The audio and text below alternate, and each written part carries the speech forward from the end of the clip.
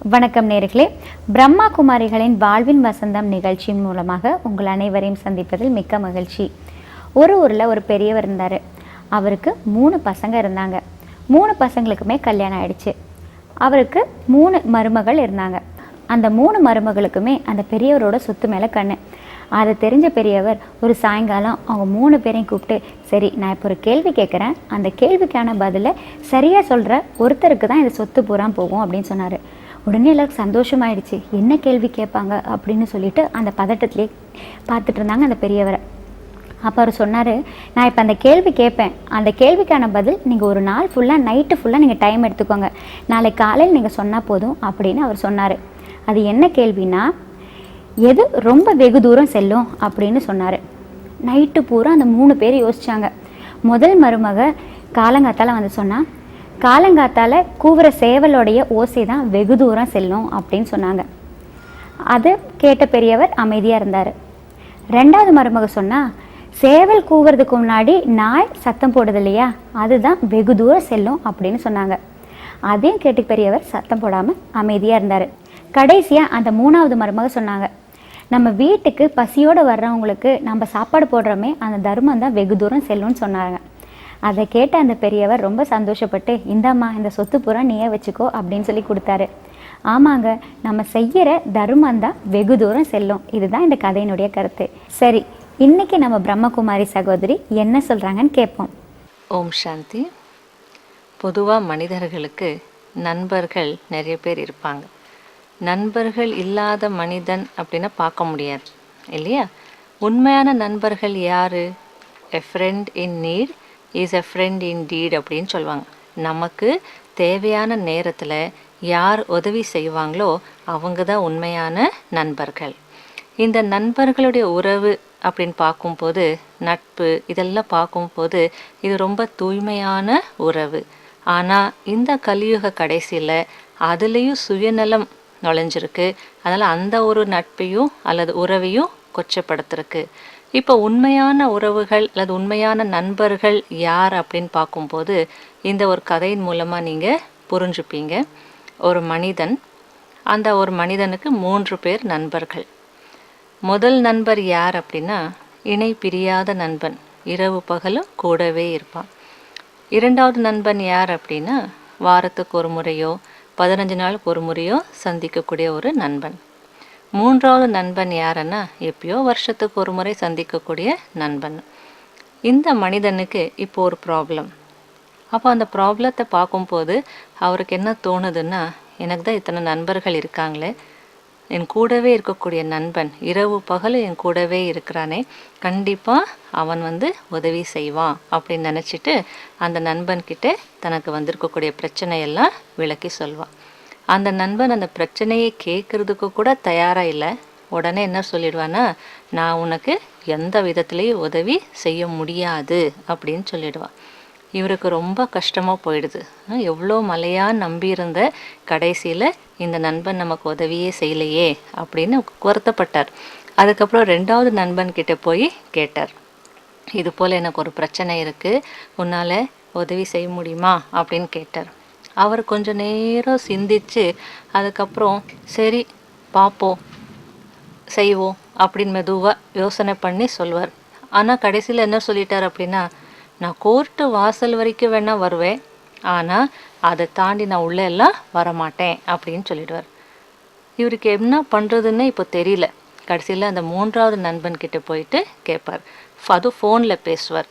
இது போல் எனக்கு ஒரு பிரச்சனைப்பா, உன்னால் உதவி செய்ய முடியுமா அப்படின்னு. இன்னும் அந்த பிரச்சனை கூட முழுசாக சொல்லலை, பேசிகிட்டே இருக்கார். அதுக்குள்ளே அந்த பக்கத்தில் இருந்து அந்த நண்பனுடைய குரல் கேட்குது, அதுக்கு என்னப்பா, உனக்கு எப்போ எந்த இடத்துல உதவி செய்யணும்னு சொல்லு, நான் உதவி செய்கிறேன், நீ எதுக்கும் கவலையே படாத அப்படின்னு சொல்கிறார்.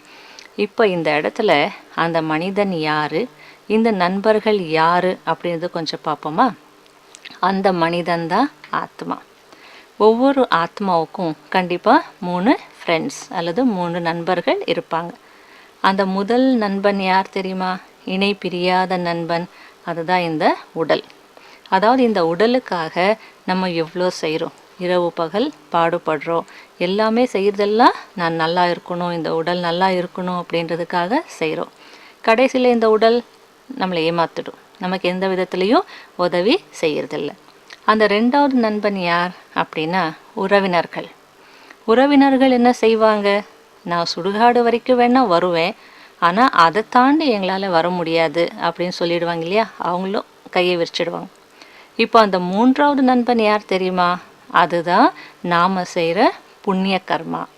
அதாவது நாம் எப்பயாச்சும் ஏதாவது ஒரு நல்ல காரியம் செய்திருப்போம், அந்த நல்ல காரியத்துக்கு தான் பேர் புண்ணிய கர்மா அப்படின்னு சொல்லுவாங்க. கர்மானா வேற என்னவோ கிடையாது, செயல். அப்போ நாம் செய்கிற புண்ணிய செயல் தான் நம்மளுடைய உண்மையான நண்பன். அந்த புண்ணிய செயல் என்ன சொல்லுமா, எப்போ உன்னை காப்பாற்றணும் சொல்லு, எங்கே காப்பாற்றணும், என்ன உதவி வேணும் சொல்லு, நான் செய்கிறேன் அப்படின்னு சொல்லுமா. அதனால நாம் அந்த புண்ணிய காரியங்களை செய்யணும். இதுதான் நம்முடைய உண்மையான நண்பன். அப்போ புண்ணிய காரியங்கள் நம்ம குறைவாக தானே செய்வோம். அப்போ புண்ணிய காரியங்கள் அப்படின்னா என்ன, அப்போ புண்ணிய காரியம் செய்கிறதுக்கு நம்ம எங்கே போகணும், எங்கேயாச்சும் போகணுமா, அனாதாசிரமங்களுக்கு போகணுமா, ஏழைகளுக்கு உதவணுமா, இதெல்லாம் என்ன அப்படின்றதெல்லாம் புரிஞ்சுக்கலாமா. இப்போ பாருங்க, ஆத்மா இந்த உடல் மூலமாக காரியங்கள் செய்கிறது. இந்த கை ஒன்றும் செய்யலை. ஆக்சுவலாக அணைக்கவும் நம்ம கையை யூஸ் பண்ணுறோம், அடிக்கவும் நம்ம கையை யூஸ் பண்ணுறோம். இந்த கை செய்யலை, இந்த கையை யூஸ் பண்ணுறது ஆத்மா தான். அதனால தான் என்னுடைய கை அப்படின்னு சொல்லுவோம். இப்போ இந்த கை காரியங்கள் செய்து, ஆனால் செய்ய வைக்கிறது ஆத்மா. அப்போ ஆத்மா இந்த உடல் மூலமாக காரியங்கள் செய்கிறது. அப்போ இந்த உடல் என்ன ஆயிடுது, ஒரு கருவி தானே. அப்போ இந்த கருவியை பயன்படுத்திக்கிட்டு நம்ம நல்ல காரியங்கள் செய்யணும். இப்போ அந்த புண்ணிய காரியம்னு சொன்னோமே, அந்த புண்ணிய காரியம்னா என்ன அப்படின்னா, நம்ம சாதாரணமாக காரியங்கள் செய்வோம், அதை செயல், ஆக்ஷன்ஸ் அப்படின்னு சொல்லுவோம். சுகர்மா அப்படின்னு இதுக்கு ஒரு பேர் இருக்குது. சுகர்மானா என்ன அப்படின்னா, சு அப்படின்னா நல்லது, நல்ல காரியங்கள் செய்யணும் அப்படின்னு சொல்லுவாங்க இல்லையா. அப்போ நல்ல காரியங்கள் ஏன் செய்யணும் அப்படின்னா, அதன் மூலமாக நமக்கு அமைதி கிடைக்கிறது, சுகம் கிடைக்கிறது, மன நிறைவு கிடைக்கிறது. அப்போ இந்த சுகர்மா எப்படி செய்கிறது, அல்லது நல்ல காரியங்கள் எப்படி செய்கிறது அப்படின்னா, அதுக்கு எங்கேயோ போயிட்டு ஏதோ கஷ்டப்படணும்னு அவசியம் இல்லை. நாம் செய்கிற காரியங்கள் எதனுடைய அடிப்படையில் இருக்கணும் அப்படின்றது புரிஞ்சுக்கிட்டு செய்யணும். இப்போ நல்ல குணங்களுடைய அடிப்படையில் காரியங்கள் செய்தோன்னு வச்சுக்கோங்க, அதுக்கு பேர் சுகர்மா. உதாரணத்துக்கு அமைதியினுடைய அடிப்படையில் காரியங்கள் செய்கிறோம், அல்லது அன்பினுடைய அடிப்படையில் காரியங்கள் செய்கிறோம், அல்லது இரக்கத்தினுடைய அடிப்படையில் காரியங்கள் செய்கிறோம். இது மாதிரி நம்ம காரியங்களுக்கு பேஸாக இருக்கக்கூடியது நல்ல குணங்களாக இருந்ததுன்னா அதுக்கு பேர் சுகர்மா. ரிசல்ட் சுகம், சாந்தி, மனநிறைவு. அதுவே விகர்மா அப்படின்னு ஒன்று இருக்குது. விகர்மான்னா என்ன அப்படின்னா தீய செயல்கள். அப்போ இந்த தீய செயல்களுடைய விளைவு என்ன, துன்பம், அசாந்தி, மனச்சோர்வு. அப்போ இந்த தீய செயல்களுக்கு ஆதாரமாக இருக்கக்கூடியது தீய குணங்கள். நல்ல குணங்களுடைய அடிப்படையில் நல்ல காரியங்கள், தீய குணங்களுடைய அடிப்படையில் தீய செயல்கள் அப்படின்னு சொல்லுவோம். அப்போ இந்த தீய செயல்களுக்கு அடிப்படையாக இருக்கக்கூடியது விகாரங்கள் அப்படின்னு சொல்லுவாங்க. உதாரணத்துக்கு கோபம். கோபத்தினுடைய அடிப்படையில் நம்ம காரியம் செய்தோம் அப்படின்னா அந்த காரியம் எப்படி இருக்கும், அந்த செயல் எப்படி இருக்கும், தனக்கும் துன்பம் கொடுக்கும், பிறருக்கும் துன்பம் கொடுக்கும், வீட்டினுடைய சூழ்நிலையே கெடுத்துடும். இப்போ ஒருத்தர் பாருங்களேன், எல்லாருமே வீட்டில் நல்லா சந்தோஷமாக சிரிச்சிட்டு நல்லா சாப்பிட்டுட்டு இருக்கிறாங்க. ஆனால் ஒருத்தருக்கு கோபம் வந்தது அப்படின்னா எல்லாருடைய சுகத்தையும் எல்லாருடைய சாந்தியும் அங்கே கெடுத்துருவாங்க. அப்போ எனக்கு ஒருத்தருக்கு கோபம் வந்ததுனால எனக்கும் துன்பம், மற்றவங்களுக்கும் துன்பம் இல்லையா. அப்போ இந்த கோபத்தினுடைய அடிப்படையில் அமையக்கூடிய செயலுக்கு தான் விகர்மான்னு சொல்லுவோம். கோபம் மட்டும் இல்லை, வெறுப்பு, பழி வாங்குகிற உணர்வு, பகைமை அல்லது பொறாமை, அகங்காரம், பேராசை, பற்று, இதெல்லாம் கூட தீய குணங்களுடைய லிஸ்ட்டில் வரும். அப்போ நம்முடைய செயல் இந்த தீய குணங்களுடைய அடிப்படையில் இருந்தது அப்படின்னா அது விகர்மாவாக மாறிடும். அதனால விகர்மானா என்ன, சுகர்மானா என்ன, இது புரிஞ்சுக்கிட்டா நம்ம நல்ல கர்மா செய்யலாம் இல்லையா. அதாவது நமக்கு தெரியாது, கர்மா செய்துட்ருக்குறோம், காரியங்கள் செய்துட்ருக்குறோம், ஆனால் நல்ல காரியங்கள்னு எதுக்கு சொல்லுவோம் அப்படின்றது தெரியாது. இப்போ நம்ம நல்ல காரியங்கள் செய்தால் நமக்கு என்ன பலன் கிடைக்குதுன்னு பார்க்கலாம். அதாவது ஆத்மா இந்த உடல் மூலமாக புண்ணிய காரியங்கள் செய்யும் போது அதுக்கு என்ன டைட்டில் கிடைக்குது தெரியுமா, புண்ணிய ஆத்மா அப்படின்னு சொல்லுவோம். பாவ காரியங்கள் செய்யும் போது பாப்பாத்மா அப்படின்வாங்க. அதுவே இன்னைக்கு வந்து காந்திஜிக்கு என்ன சொன்னோம்? மகாத்மா காந்தி அப்படின்னு சொல்லுவோம் இல்லையா? ஏன்னா அந்த ஆத்மா மகான் காரியங்கள் இந்த உடல் மூலமா செய்திருக்கு. இது போல ஆத்மா இந்த உடல் மூலமா என்ன காரியங்கள் செய்யறதோ அதுக்கேற்ற பதவி அல்லது டைட்டில் ஆத்மாவுக்கு கிடைச்சிடும். ஆனா நாம் சரியாக யூஸ் பண்ணணும். நம்ம கிடைச்சிருக்கக்கூடிய கருவியை யூஸ் பண்ணணும். நம்ம செய்கிற காரியங்கள் மட்டும்தான் முக்கியம் இல்லை, அந்த காரியங்களுக்கு பின்னாடி இருக்கக்கூடிய நோக்கம்தான் ரொம்ப முக்கியம். இப்போ ஒரு குற்றவாளி எடுத்துக்கோங்க. இந்த குற்றவாளி என்ன செய்வா? கத்தியை எடுத்துகிட்டு போய் குத்துவா, வெட்டுவா. உடனே அவன் மாட்டிக்கிட்டா அப்படின்னா அவனுக்கு வந்து நீதிமன்றத்தில் கொண்டு போய் நிறுத்துருவாங்க, தண்டனை கொடுப்பாங்க. அதுவே ஒரு டாக்டர் என்ன பண்ணுவார், ஒரு சர்ஜன் என்ன பண்ணுவார்? ஆப்ரேஷன் பண்ணணும், அதே கத்தியை எடுத்துப்பார், குத்துவார், வெட்டவும் செய்வார். ஆம்பியூட்டேஷன் சொல்லுவாங்க இல்லையா? சில நேரத்தில் டயபெட்டிஸ் எல்லாம் வருது அப்படின்னா கையோ காலோ எந்த பகுதியோ வெட்டி எடுத்துருவாங்க. அப்போ அங்கேயும் வெட்டுறதுக்கு தான் அந்த கத்தியை யூஸ் பண்ணுவாங்க. குற்றவாளியும் வெட்டுறதுக்கு தான் கத்தி யூஸ் பண்ணுறான், சர்ஜனும் வெட்டுறதுக்கு தான் அந்த கத்தி யூஸ் பண்ணுவாங்க. ஆனால் குற்றவாளிக்கு வந்து குற்றவாளின்னு சொல்லிட்டு ஜெயிலில் கொண்டு போய் போடுவாங்க. அதுவே சர்ஜனுக்கு வந்து நல்ல டாக்டர், இத்தனை நல்ல ஆப்ரேஷன் பண்ணியிருக்காங்க அப்படின்னு சொல்லி அவார்டு கொடுப்பாங்க. இப்போ புரிஞ்சதா? செயல் முக்கியம் இல்லை, செயலுக்கு பின்னாடி இருக்கக்கூடிய நோக்கம்தான் நமக்கு முக்கியம். அதனால தான் கீதையில் என்ன சொல்லியிருக்கு அப்படின்னா, ஆத்மா தனக்குத்தானே நண்பன், தனக்குத்தானே எதிரி. எப்போ ஆத்மா நல்ல காரியங்கள் செய்தோ தனக்குத்தானே நண்பன் ஆயிடுது. ஏன்னா நல்ல காரியங்கள் செய்யும் போது நல்ல பலன் நமக்கு கிடைக்கிறது. எப்போ தீய காரியங்கள் செய்கிறதோ தனக்குத்தானே எதிரி ஆயிடுது. இப்போ புரிஞ்சது எப்படி ஆத்மா தனக்குத்தானே நண்பன், தனக்குத்தானே எதிரி அப்படின்றது தெரிஞ்சுக்கணும். ஆனால் சிலர் என்ன கேட்பாங்கன்னா, நம்ம இது போல் நல்லதே செய்துட்டு இருக்காங்க, எல்லாமே முடிஞ்ச அளவுக்கு யாருக்கும் எந்த தீமையும் நினச்சி கூட அவர் வந்து பார்க்கறதில்ல, எல்லாருக்கும் நல்லது செய்துட்டு இருக்கிறாரு, அவ்வளோ நல்லவர், ஆனால் அவருக்கு தான் நிறைய பிரச்சனைகள் வருது அப்படின்னு சொல்லுவாங்க. இன்னொரு பக்கம் பார்க்க போனால் நிறைய தீமைகள் செய்கிறார், அக்கிரமங்கள் செய்கிறார், அநியாயங்கள் செய்கிறார், அவர் செய்யாத அட்டுழியங்கள் கிடையாது. ஆனால் அவர் இன்னைக்கு ஆஹா ஓஹோன்னு எவ்வளோ நல்லா இருக்கார், வசதியாக வாழ்ந்துட்டு இருக்கிறார் அப்படின்னா இந்த இடத்துல புரிஞ்சுக்கவே முடியல. நல்லது செய்கிறவங்களுக்கு இவ்வளோ கஷ்டங்கள், கெட்டது செய்கிறவங்க ரொம்ப ஜாலியாக இருக்காங்களே, லைஃப்பை என்ஜாய் பண்ணிட்டு இருக்காங்களே அப்படின்னு வந்து சொல்லுவாங்க. அப்போ எதுக்கு நம்ம நல்லது செய்யணும் அப்படின்னு கூட சில பேருக்கு சந்தேகம் வருது. இந்த இடத்துல ஒரு சின்ன ரகசியத்தை நம்ம வந்து புரிஞ்சுக்கணும். அந்த ரகசியம் என்ன அப்படின்னா, இப்போ நம்ம விதைக்கிறோம் இல்லையா? விதைச்சா கொஞ்ச நாளில் முளைச்சி வரும். இப்போ கீரையை விதைய கொஞ்சம் ஒரு வாரத்துக்குள்ளே முளைச்சி வரும். அதுவே வந்து அந்த வாழை மரம் அப்படின்னா 6 மாதம் கழித்து நமக்கு பலன். மாமரம் அப்படின்னா 5 வருஷம் கழித்து பலன். ஆனாலும் நமக்கு தெரியும் நான் விதைச்ச விதை அதனுடைய பலன் அப்படின்றது நம்ம புரிஞ்சுக்க முடியுது. ஆனால் கர்மா பொறுத்த வரைக்கும் நமக்கு எப்போ விதைக்கிறோம், எப்போ பலன் இது தெரியாது. அதனால்தான் பெரியவங்க வந்து என்ன சொல்லிட்டாங்க தெரியுமா? கர்மத்தினுடைய விளைவு ரொம்ப ஆழமானது அப்படின்னு சொல்லிட்டாங்க. ஆனால் துன்பங்கள் எனக்கு வருது அப்படின்னா நான் நல்லதே செய்கிறேனே, எனக்கு ஏன் இந்த துன்பங்கள் வருதுன்னா, நான் இப்போ செய்கிற நல்லதுக்கு இந்த துன்பம் வரல, எப்பயோ விதைச்ச அந்த தீய விதை காரணமாக தான் இப்போ துன்பங்கள் வருது. இப்போ நான் செய்கிற நல்ல காரியத்துக்கு பிற்காலத்தில் எனக்கு நல்ல பலன் கிடைக்கும். அதே நேரத்தில் கெட்ட காரியங்களே ஒருவர் செய்துட்டு இருக்கிறார், ஆனால் அவர் எவ்வளோ நல்லா இருக்கிறார், அவர் யாரும் தட்டி கேட்குறதுக்கே ஆள் இல்லை அப்படின்னு நம்ம சொல்லுவோம் இல்லையா? அப்போ இந்த இடத்துல நம்ம என்ன புரிஞ்சுக்கணும் அப்படின்னா, அவருக்கு ஏற்கனவே புண்ணியத்தினுடைய அக்கௌண்ட் வந்து இருக்குது, பேங்க்கில் சேர்த்து வச்சிருக்கிறாரு, புண்ணிய அக்கௌண்ட் நிறைய சேமிப்பு இருக்குது.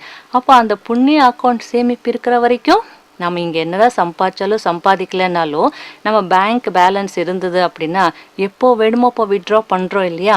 அதுபோல் இவர் வந்து எப்பயோ நல்ல காரியம் செய்திருக்கிறார், அதனால் அதனுடைய புண்ணிய அக்கௌண்ட்டு பேங்க்கில் இருக்குது இவருடைய கணக்கில்.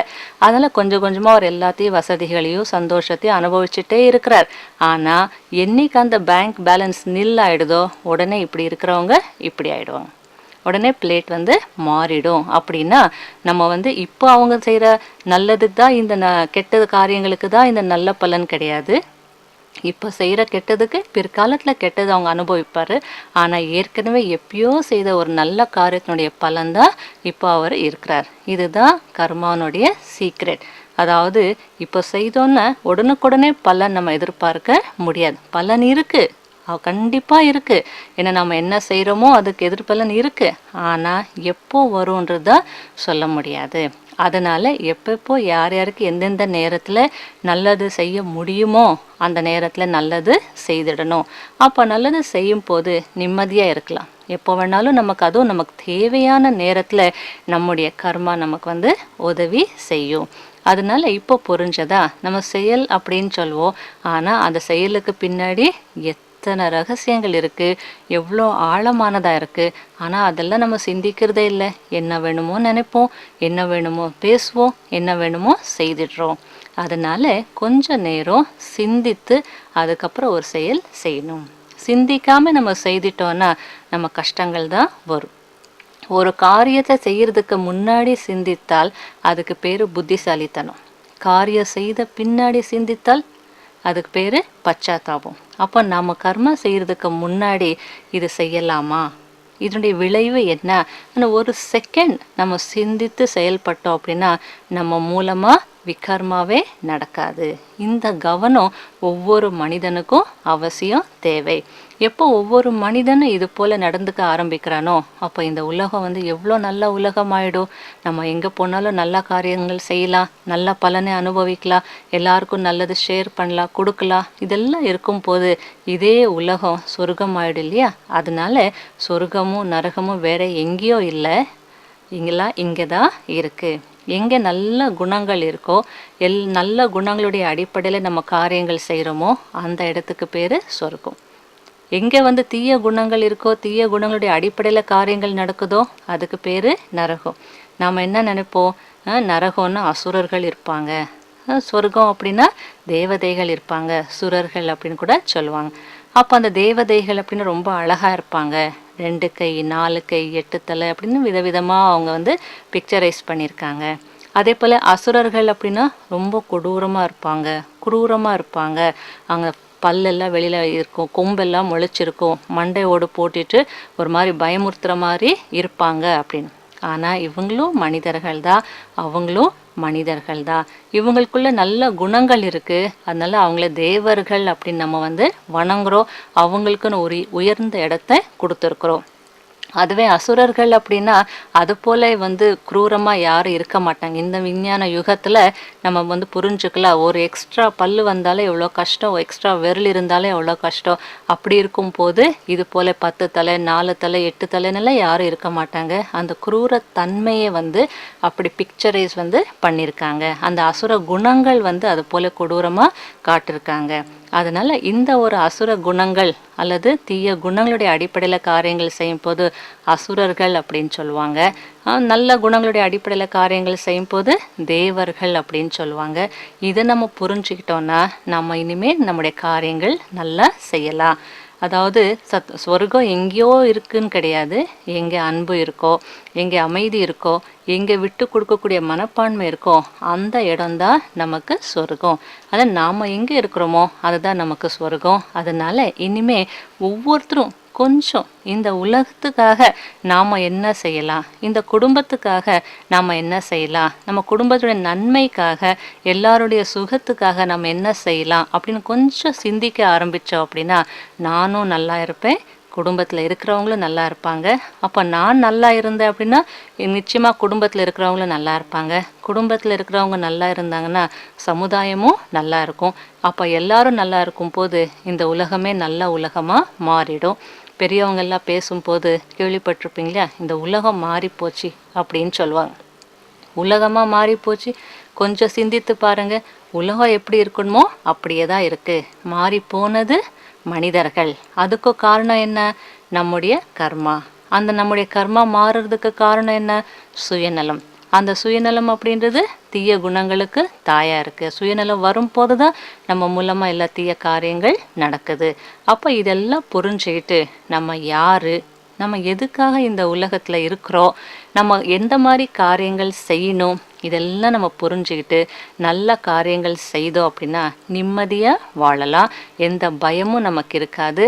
நாம் செய்கிற நல்ல காரியம்தான் நம்முடைய உண்மையான நண்பன். புரிஞ்சதா? ஓம் சாந்தி. A friend in need is a friend in டீன்னு சொல்லுவாங்க. நம்ம ஆபத்தாக இருக்கிற தருணத்தில் காப்பாற்றுறான் இல்லையா, அவன் தான் உண்மையான ஃப்ரெண்டு.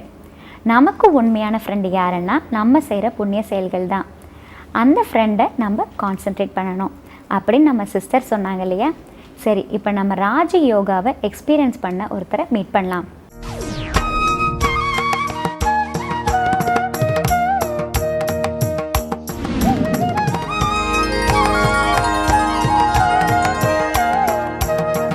ஓம் சாந்தி. என்னோடய பேர் வந்து ரிஜீஷ்குமார். நான் அம்பத்தூர் சென்டர்லேருந்து பேசுகிறேன். நான் ஒரு ப்ரைவேட் பிபிஓ செக்டாரில் வந்து ஒர்க் பண்ணிகிட்ருக்கேன். பொதுவாக இந்த மெட்டீரியலிஸ்டிக் வேர்ல்டில் பார்க்கும்போது எல்லாருக்குமே வேலையில் வந்து ஸ்ட்ரெஸ்ஸு, டென்ஷன், ப்ரெஷர் வந்து ஜாஸ்தியாக இருக்கும். ஸோ இது மூலமாகவே நிறைய பேர் வந்து தீய கெட்ட பழக்கங்களுக்கு வந்து அடிமையாயிடுறாங்க. ஸோ நானும் அந்த மாதிரி ஒரு வகையில் போக வேண்டியவன் தான். ஆனால் இந்த அமைப்பினோட அறிமுகம் எனக்கு ஒரு நண்பர் மூலமாக கிடச்சனால நான் வந்து இந்த அமைப்பில் வந்து ஒரு 3 வருடமாக தொடர்ந்து ராஜயோக தியான பயிற்சியானது செஞ்சுட்டு வரேன். ஸோ இது மூலமாக பார்க்கும்போது எனக்கு முன்னாடி இருந்த கோபம், வெறுப்பு, மனசோர்வு, மன இறுக்கம் இதில் வந்து விடுபட்டு எனக்குள்ள ஒரு தெய்வீக குணங்களும் வந்து நல்லா வளர ஆரம்பித்தது, தெரிய ஆரம்பித்தது, அது உணரவும் ஆரம்பித்தேன். நான் எனக்குள்ளே பார்க்கும்போது ஒரு அன்பு, அமைதி, சமநோக்கு பார்வை, பணிவு எல்லாரையுமே வந்து ஒரு மாதிரியாக ஒரே விதமாக பார்க்குற பார்வை வந்து எனக்குள்ளே கிடைக்க ஆரம்பித்தது. அது ஒரு நல்ல அனுபவமாகவும் எனக்கு தெரிஞ்சது. இப்போதைக்கு பார்க்கும்போது சாமானிய மனுஷன் வந்து ஒரு சன்னியாசி வரையும் தேவைப்படுற விஷயம் பார்க்கும்போது வாழ்க்கையில் திருப்தியும் மகிழ்ச்சியும் தான். ஸோ இது ரெண்டுமே வந்து இந்த ராஜயோக தியான பயிற்சி மூலமாக எனக்கு கிடைச்சதில் வந்து நான் ரொம்ப பாக்கியசாலின்னு நம்புகிறேன். இது ரொம்ப உதவிகரமாகவும் இருக்குது. இந்த தியானம் என்னோடய வாழ்க்கையில் இது ஒரு வாழும் கலையை வந்து நமக்கு ஈஸியாக வந்து கற்றுக் கொடுக்குது. ஸோ இது எல்லாருமே பயனடையணும், இதில் வந்து எல்லாருமே கற்றுக்கணுன்றத என்னோட வேண்டுகோளாக இருக்குது. ஓம் சாந்தி.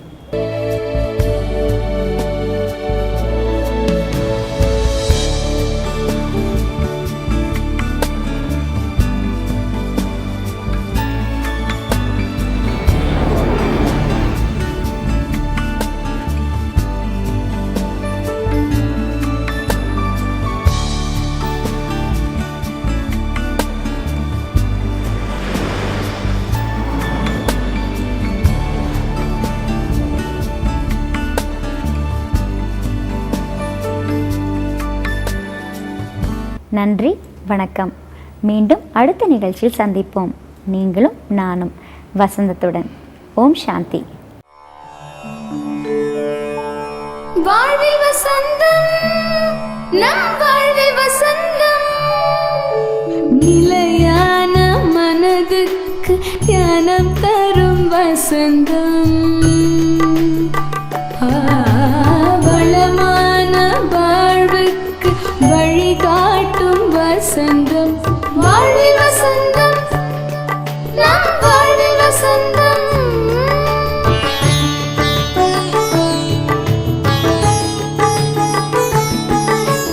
இனிதான உறவுக்கு அன்புதானே வசந்தம், துன்பமான இதயத்தில் மருந்தாகும் வசந்தம், உலகெல்லாம் ஒன்றாக எண்ணம் தானே வசந்தம், இறைவனோடு மனம் சேர ஞானம் யோக வசந்தம்.